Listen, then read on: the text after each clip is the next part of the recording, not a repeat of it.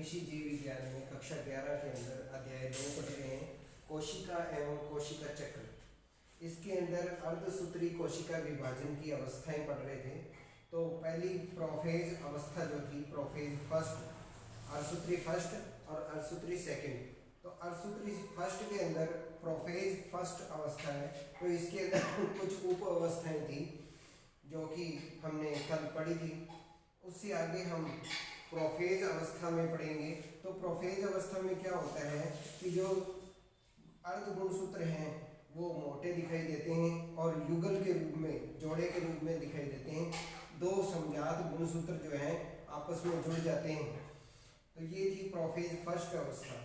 Metaphase first में अगला topic है। मेटाफेज फर्स्ट के अंदर क्या होता है कि यहाँ पर दो तरकु तंतु अर्थात उत्तरी ध्रुव और दक्षिणी ध्रुव से तरकु तंतु निकलते हैं और इन तरकु तंतुओं के ऊपर अर्ध गुणसूत्र अर्थात समजात गुणसूत्र जो हैं वो जोड़े के रूप में एक दूसरे के ऊपर एक मध्य में, सेंटर के अंदर व्यवस्थित हो जाते हैं।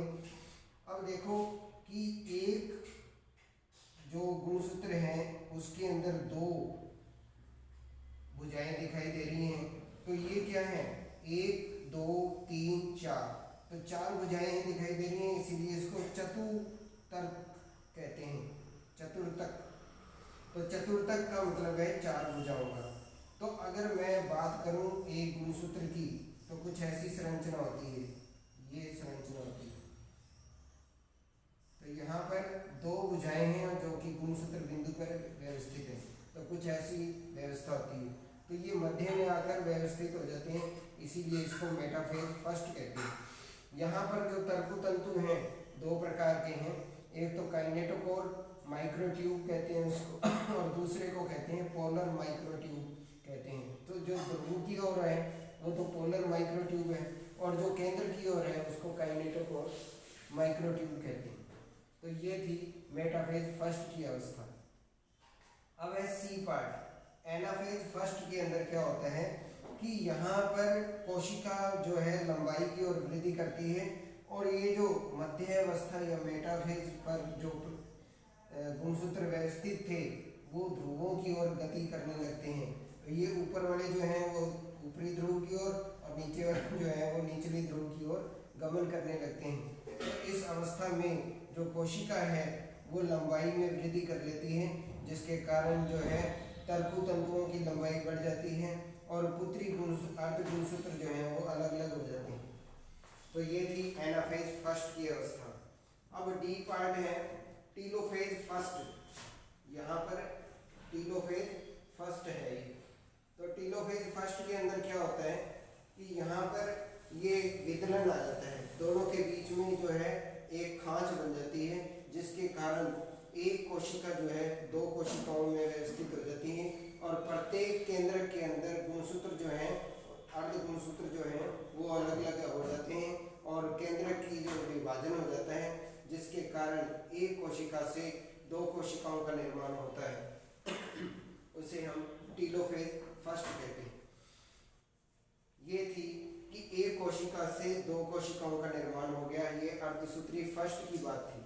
अब बात करते हैं अर्धसूत्री सेकंड कोशिका विभाजन में क्या होता है। तो प्रोफेज सेकंड के अंदर वही अवस्था होगी। यहाँ पर युगल जो थे वो अलग अलग हो दिखाई दे रहे हैं, स्पष्ट दिखाई दे रहे हैं और यहाँ पर ये जो ध्रुव या तरकु तंतुओं का निर्माण था वो हो रहा है। तो ये प्रोफेज सेकंड की अवस्था है। तो यहाँ पर ये दो कोशिकाओं में विभाजित हो गया था। ये जो अलग टीलोफेज फर्स्ट के अंदर जो कोशिकाएं प्राप्त हुई थी वो प्रोफेज फर्स्ट के अंदर आ जाएंगी और प्रोफेज सेकंड के अंदर ये दोनों कोशिकाएं जो हैं मेटाफेज सेकंड में आएंगी। तो मेटाफेज में फिर ये जो अर्ध गुणसूत्र हैं ये मेटाफेज या मध्य अवस्था में आ जाएंगे। दोनों में सेम रहेगा, तो मध्य अवस्था में आ जाएंगे तो ये मेटाफेज सेकंड हो जाएगी। फिर इसी प्रकार से ये जो कोशिकाएं लंबी हुई थी तो यहाँ पर भी ये जो दो अर्ध गुणसूत्र हैं ये दोनों ध्रुवों की ओर गति करते हैं। तो इसमें भी ऐसा ही है और इसमें भी ऐसा ही है, तो सेम है ये। तो ये एनाफेज सेकंड अवस्था है, जो कि फर्स्ट में हुआ था वैसे ही सेकंड में हो रहा है। लेकिन यहाँ पर क्या है, दो कोशिकाओं में विभाजित विभाजित हुआ है तो दो कोशिकाएं जो हैं वो चार पुत्री कोशिकाओं में भी विभाजित हो जाएंगी। तो अब एनाफेज सेकंड के बाद क्या है, टीलोफेज सेकंड आएगा। टीलोफेज सेकंड में यहाँ पर फिर विदलन होगा और विदलन होने से ये जो है दोनों की दोनों कोशिकाएं जो है एक कोशिका से दो कोशिका बन गई और दो कोशिका से चार कोशिका बन गई। तो यहाँ पर जो अर्धसूत्री सेकंड है इसके अंदर चार पुत्री कोशिकाएं बनती हैं, लेकिन अर्धसूत्री फर्स्ट के अंदर दो ही पुत्री कोशिकाएं बनी थी। तो ये था आज का टॉपिक। इसी के साथ आपका ये जो लेसन है ये भी समाप्त होता है।